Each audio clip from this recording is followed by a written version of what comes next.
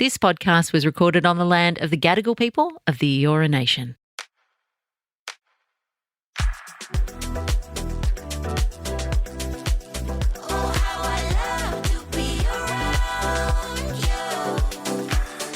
Hello, one and all. Hello. Oh my God. Welcome back to another week of Mad About You, wherever you are in the world.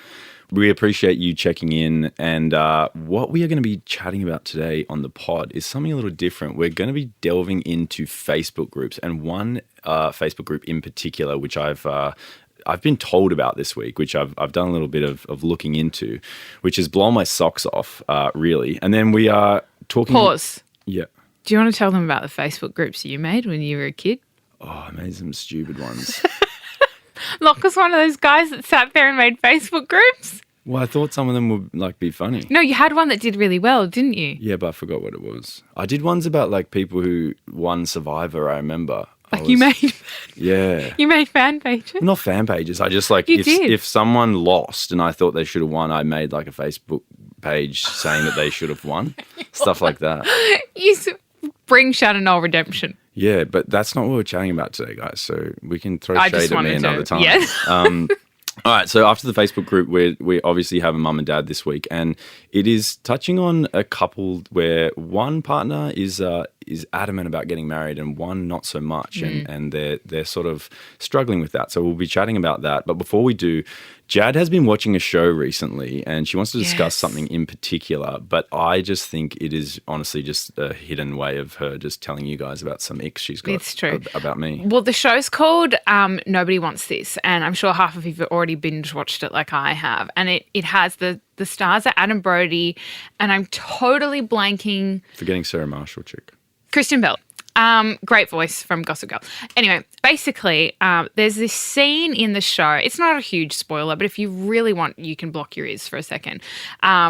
But basically, she gets the ick from her love interest, who's Adam Brody, and she... Seth Cohen. Yes. Also known as Seth Cohen from the OC, if you're an OC fan. She recovers from the ick. And I found that really interesting because I don't know many times or people who have had experiences where they've gotten the ick and then recovered from it. What does Adam Brody give her? What ick?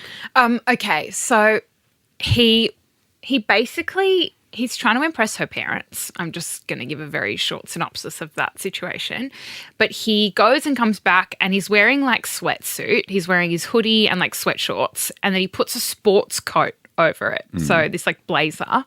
And then he's gone and gotten these flowers. And then he's trying to impress her parents. And he just keeps saying the wrong things basically. And she just gets the ick from it all, from the whole situation. So a combination of lots of things. Yeah, it's a combo of things. I totally get it. The sports coat over the sweatshorts was an interesting choice. Yeah, but you forgot the flowers for the parents and stuff. Yeah, I Pretty thought nice. the flowers was nice, but she didn't particularly like the huge bunch of flowers. Anyway, I wanted to know, The audacity of him. have you ever gotten the ick and then recovered from it? Or is it once you get the ick, that's it? Yeah, daily I recover from it. Okay. With you. All right, well, that's not fair. Yeah, I've recovered from the ick. Seriously, all the time. You give me No, the ick. I'm talking about a solid ick, not something I do that annoys you. Yeah, but that is the ick. When we go out to eat, my favourite food, burger and chips. I love it. Oh, I know And we what you're go gonna regularly. say.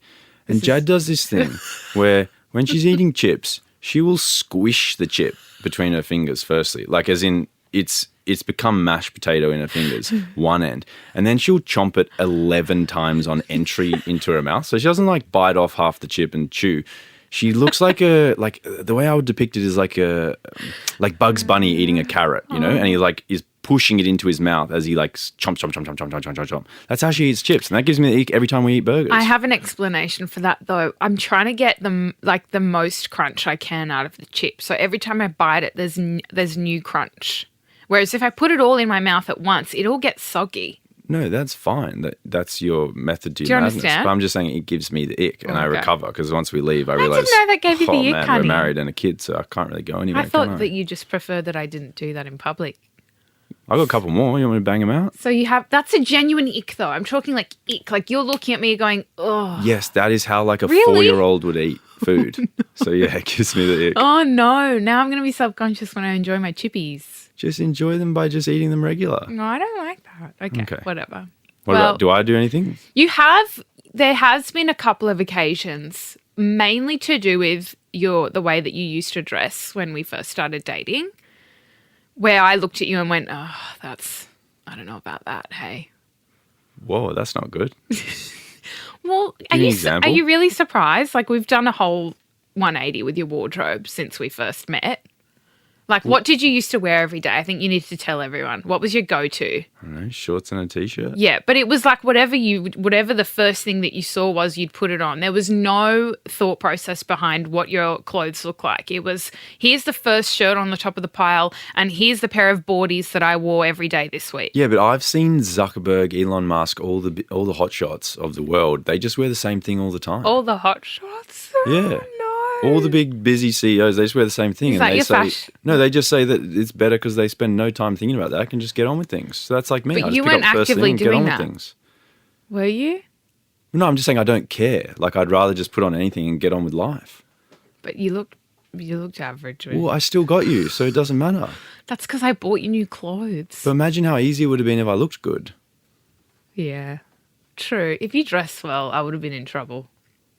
Oh, yeah, I mean, you stalked me from day one, so how would you stalk You know me what? before you met me? Yeah, because you deceived me. Because on the door, you dressed really well.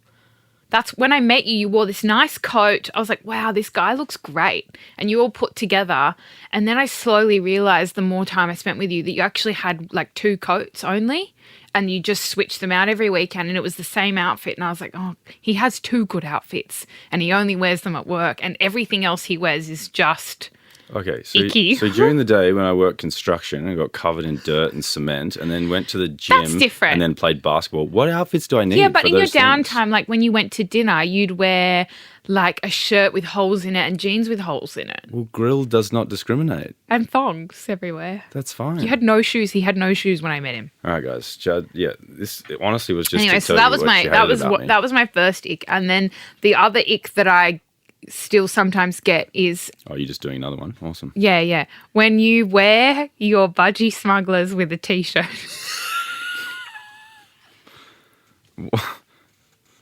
You okay? Because you look like a little boy. I look like a little 6'3", 100-kilo boy at the beach.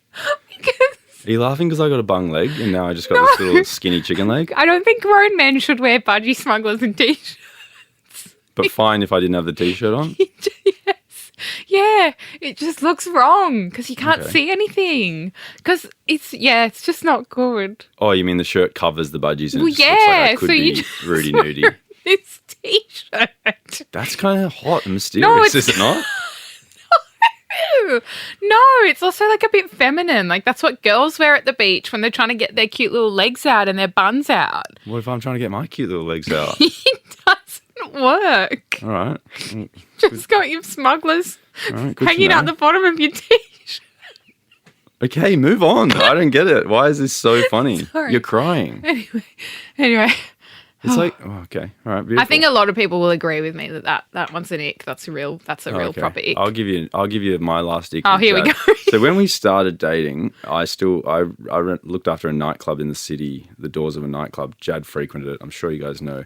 And I would finish all hours of the morning, and sometimes Jad would go back to my apartment and like wait for me, you know? And so she would get there I don't like where this is going. and sometimes I wouldn't get home till 3, 4 in the morning, right? And one day I got home and Jadé was eating a pizza on the bed, like just full, you know, like inner undies eating this pizza. That and sounds then like a dream. I got home and I started chatting to her for a couple of minutes. She was pretty like loose cannon still, like she'd had a few beverinos. And then partway through chatting, she had a piece of pizza in hand on the way to the mouth and just fell asleep on the bed. And so she's got this pizza box next to her, piece almost at her mouth, and then she's just out cold snoring. That gave me the ick, but I still hung out with you the next day. I'm sorry, that was bad. That's one. okay. That one was bad. We haven't been in that state for a while, have we? No, a very long time. That was the old me. I'm not like that anymore. Yeah. Very mature, responsible mother. Yeah. Thank you. Sorry. Well, All right, I I'm glad we promise- got those out. I promise I'll wear shorts from now on at the beach. Okay, good. Or take your shirt off. That's fine. Okay, deal. Okay. I won't fall asleep in a pizza. In a pizza. Yeah. Okay. Anyway, guys, if you've ever recovered from like a really heinous ick, we want to hear about it. So write in. Let us know. DM Lachlan.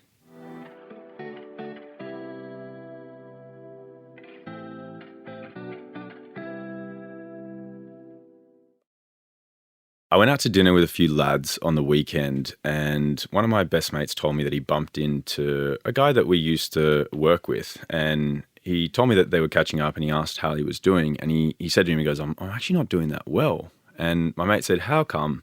And he goes, I got posted on this Facebook page, and he goes, I'm copping a lot from a lot of people, and he's like, it's a lot to take on at the moment, and I'm just not really sure what to do. And my mate sort of inquired, like, what sort of page was it? And he said, it's a page called Sis, Are We Dating the Same Guy? Right? And I had no idea this page existed, but it seems to be a Facebook page with a community of women whereby they post photos or, screenshots of dudes they're talking to or dating, and they inquire within the group if anyone else is seeing them, dating them, or, if they've had a tumultuous past, or if something's happened, whether it's, toxic behavior or abuse or whatever it may be. And he told my friend that he got posted on this page and got called out for, two-timing and cheating on girls that he was dating. Now, he's having a rough time. I've known this guy for many years. We're not pals. We haven't spoken in, probably 7-8 years. Used to work together. And I remember back in the day that he was quite, blasé when it came to dating women. He wouldn't really care. He would, happily see other people cheat on them. He just, I don't know whether he didn't have a moral conscience or whatever it was, guy. Right? Yeah, it was a bit of a shady dude, but as in, he's been doing this a long time, right? And now I'm finding out, 7-8 years since chatting to him, that he's been finally called out for his behavior. And when I first got told it, I was kind of like, sucked in. Like, you get, you reap what you sow. Like sure.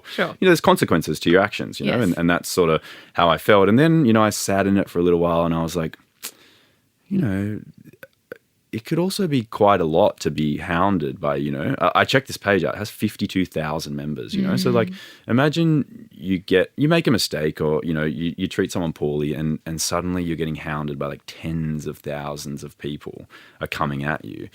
And it just made me think that, without the internet or these pages, it's like you might cheat on someone, you might be unfaithful. And it's whether or not, should you be given the benefit of the doubt in the future, and like you made a mistake, but then, 6 months later, you're a new person, you're a new man, you might have learned from your mistakes, whatever it is. I'm not saying he has learned from his mistakes because he's been doing this a long time. Well, yeah. But it made me think like, should you carry that then for the rest of time within this community of like 52,000 women? And it was a Sydney-based group, so like that's a large, chunk of a group of women between probably the ages of, 20 and 35 in this group that are posting about dudes. And I just thought that not only has, he's going to cop a lot of slack for this, which, is it deserved, not deserved, whatever. But then also like you won't have a chance with any of these 52,000 women in the future, no matter how compatible you might be or whatever it may seem in the future. And it's like, is that right or wrong? Like is the group good or is it bad? And I can think like there's definitely pros and cons, but. Well, I mean, if someone stole your car and then a year later they weren't a thief anymore, but they still stole your car, would you want them to get in trouble for it? Get in trouble for it? Yeah. Well, no. It's like the analogy should be if someone stole your car.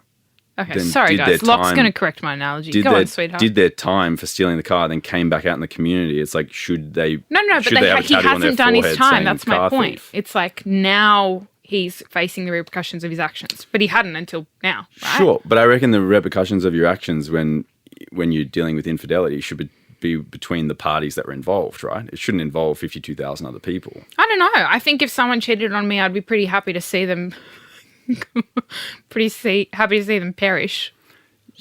Perish, that's strong. Yeah, perish. No, but I'm saying I understand what you're saying, and I hate cheating, and I definitely think there should be consequences for your actions. I'm just saying that I'm not sure that being subject to like hate and abuse from 52,000 people, like they're not all commenting, are they? Hate and abuse from the partner that you cheated on, and perhaps the person that was involved that maybe didn't know that they were cheating with someone. That's not totally abuse fine, ever. but Let's just rule that out. We're not condoning that. Yeah. And then, that's what I'm saying. It gets me thinking about the group in general. And I think it's actually, I think it's a good thing in a way, but I think it also can be a potentially harmful thing, because I think it's a good thing for, women to have this space where they can ask these questions and post about, let's say they've been in, abusive or toxic relationships, and let people know that, this person has these sort of characteristics, so that women can be warned about it in the future.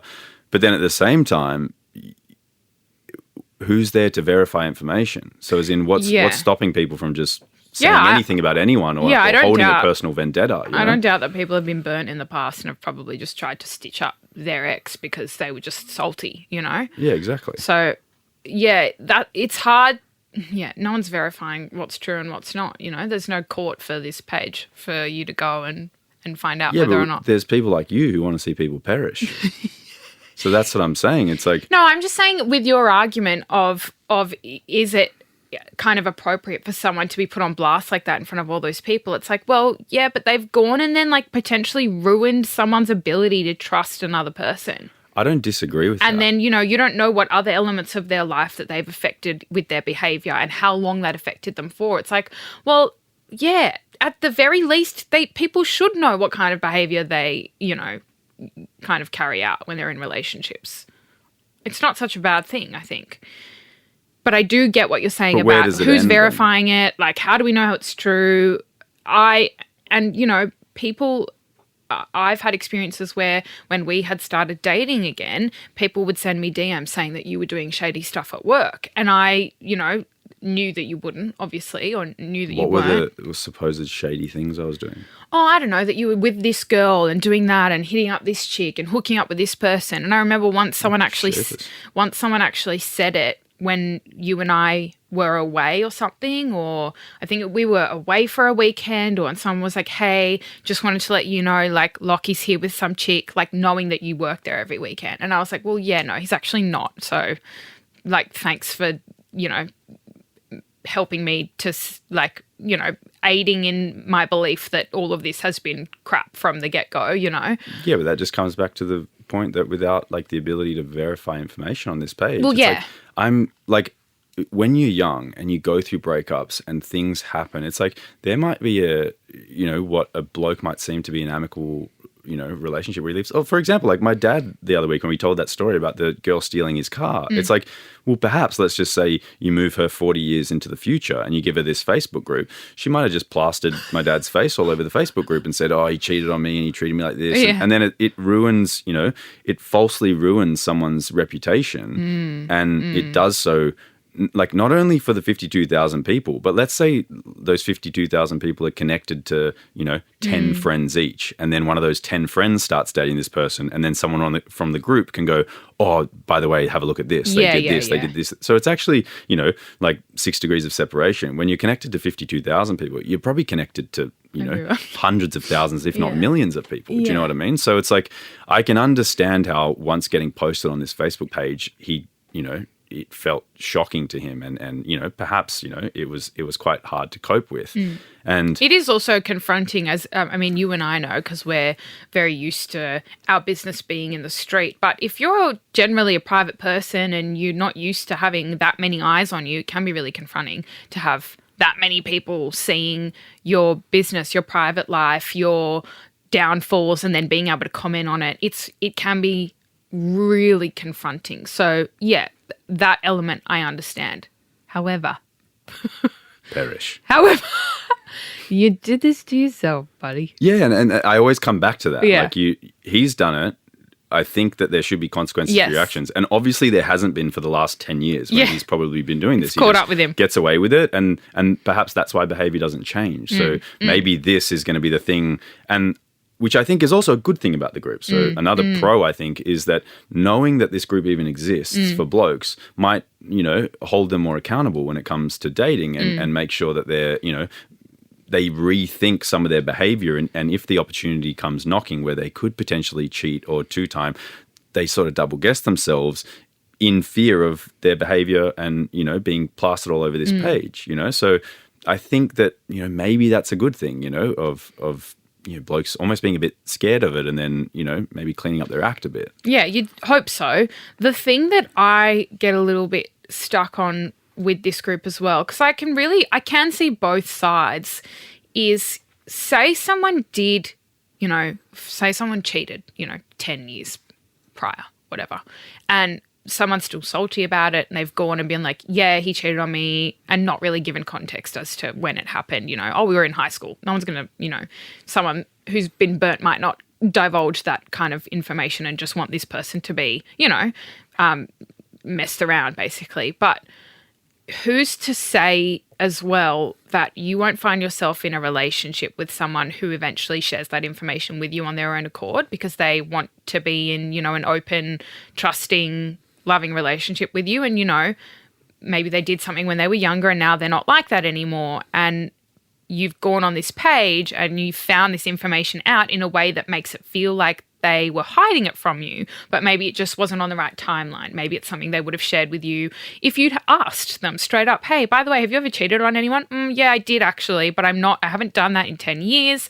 I really appreciate you and want you to trust me. So whatever you need me to do in order to get there, I'll do it.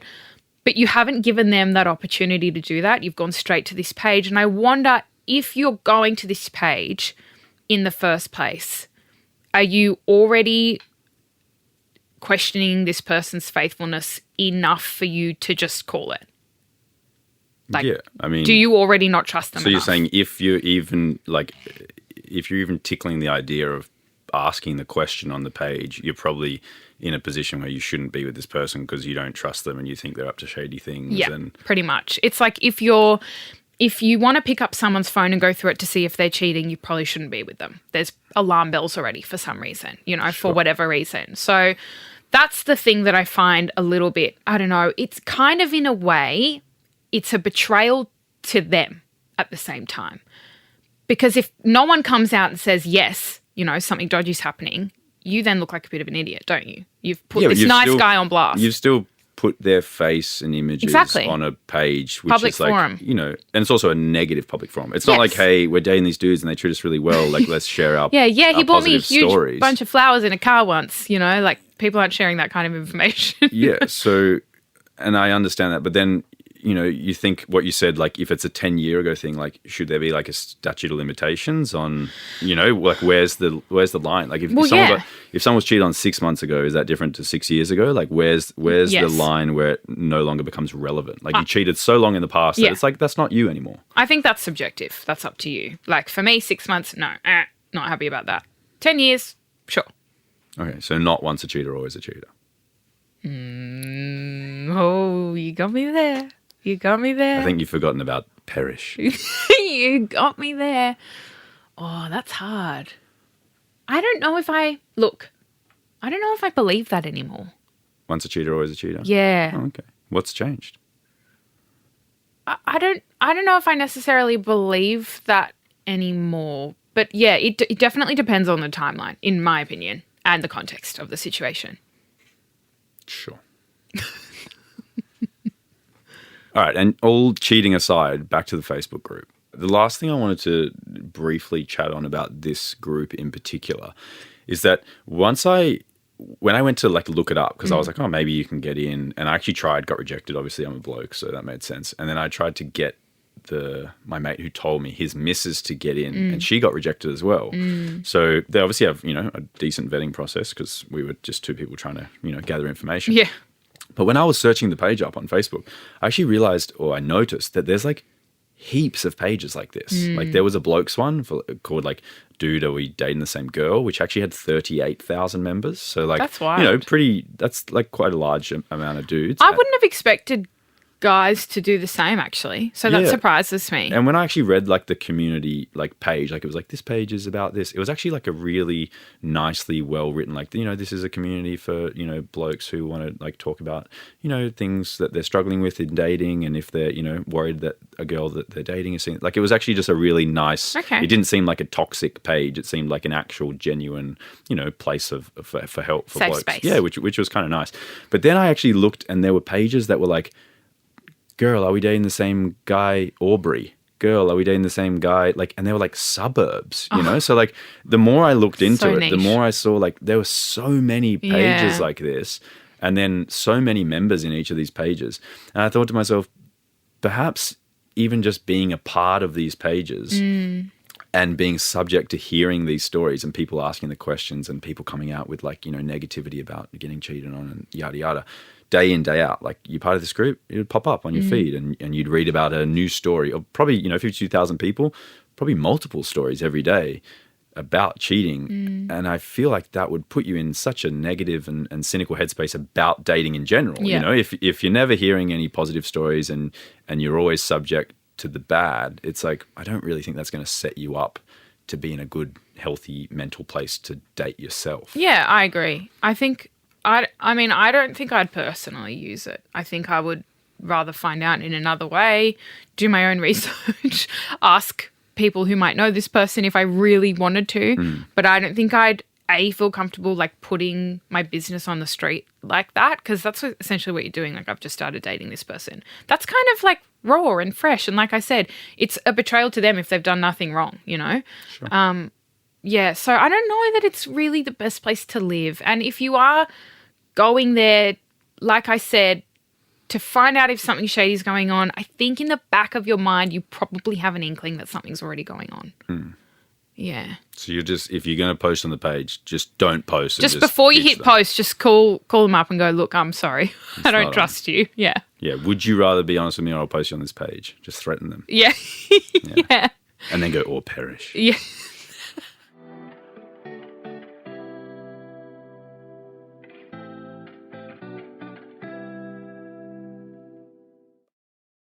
All right, guys, finishing off today's ep with our Ask Mum and Dad segment. Now, if you ever did want to send us in a question, Jad and I are always happy to help. If you have any queries or qualms about something that's going on in your life, whether it's normally relationship-based, if I'm being honest, but if you had any work drama, relationship drama, you're having friendship drama. Yeah, you're having something going on in your life that you're needing a little bit of mum and dad's advice for, you're always welcome to write into us. You can do that by emailing us at madaboutyou@novapodcast.com.au if you ever did have any, or you can DM myself or Jadé, as we always say you can. But this week's we have from a lovely lady who DM'd me, and she said, "My partner and I have been together for 3 years now.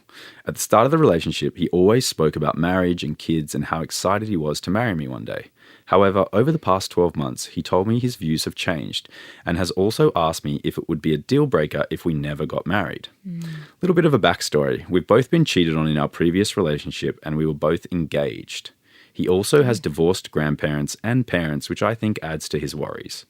He assured me that I'm the one he wants to be with and create a life with, but he doesn't see the point of a piece of paper and spending money on a wedding. He is happy to get eloped, but has also said it's only because I want to be married. Now, I'm finding it super hard to accept that if we ever get engaged or marry, it'll only be because I want to be. That in itself makes me feel disappointed because I would like to think someone would propose to me because they want to spend their life with me, not just because it's what I want. Should I be concerned about this, or is it a good thing that he's putting aside what he wants to make me happy? Every time we argue about it, I feel emotionally distant from him, but I don't know if that's enough of a reason to end a good relationship over. He's truly the best man I've ever met. I'm just finding it hard to navigate this as I always saw myself having a wedding and my partner wanting it just as much as I did. Also, Locke, why do you think he's changed his view on marriage? Is this normal for guys?" That's disappointing. Yeah, it's a tough one. I mean, changing your mind about marriage, I mean, people change and people grow and people get older and wiser and it's fair to change your mind on something. But I think I understand where you're coming from. Yeah, like over the 3 years, that's what she said, right? Yeah, they've been dating for a while. Do you realistically see someone all of a sudden flipping their entire idea of whether or not they want to do that? Because that seems like a kind of quick timeline in terms of that switching in your head. Well, I think as you get closer to that period, right? Like they've been together 3 years. She said that they were both engaged in the past and got cheated on. So as you probably creep closer to that stage of engagement, it probably, like you never know. I think people quite regularly have like a form of PTSD from cheating. You know what I mean? So you might be getting to that stage of nearing engagement, looking at rings, talking about it, and then all those feelings might circle back and you might just run the other direction. He's just a bit scared. It's nothing to do with your partner. It's just got to do with perhaps things that you haven't dealt with since encountering this the last time, Yeah. And so, I understand entirely. Like I would never want to force someone into doing something. And, I appreciate that it wouldn't mean as much knowing that they didn't want to get married. But then I also can appreciate that, he wants to make you happy. And he said, I'll do it if you want to do it. But yeah, That's not really what you want to hear yeah. as a girl is excited to get engaged and married. Of course. Fine if you want to, Of course. But maybe, yeah, but that being said, when Jad and I were planning our own wedding, like obviously we both value marriage and the nuclear family unit and we were excited to, create that. But in the process, after getting engaged, there were plenty of times where we spoke to each other and said, like, do we sack this wedding off? Like, should we elope? Like, it is just a piece of paper at the end of the day. Should we just sign it and get on with things? So, I can also understand that perspective from a bloke perhaps who, is thinking about finances and moving forward and starting a life and a family and wanting to purchase cars, houses, whatever it may be to start your life and not wanting to, waste money on what essentially is a big party and signing papers. So, but I think that what the issue here is, it sounds like the attitude towards the situation. It's not like it doesn't sound like he's trying to kind of compromise on this situation, be open-minded and go, you know what, I totally respect that this is something that you're excited about and, I want to meet you in the middle here. Like, I don't want a big extravagant wedding, but how about we do this, instead of like, I don't want to get married, but if you do, fine. It sounds like it's a bit of an attitude situation and it's the way that he's kind of approaching that conversation that's putting her off, which I totally understand. Like, entirely. When you're excited about something and your partner isn't and it involves you both, that's really disheartening and it's really frustrating when all you want is for them to like get on board with you so you can be excited about it with them and share that with them. So I feel like sometimes we rinse and repeat our advice, but I think it might require a conversation where you kind of express that, this is something you're really excited about and that you'd like him to kind of come to the table a little bit in terms of... But couldn't you just have the same conversation in reverse?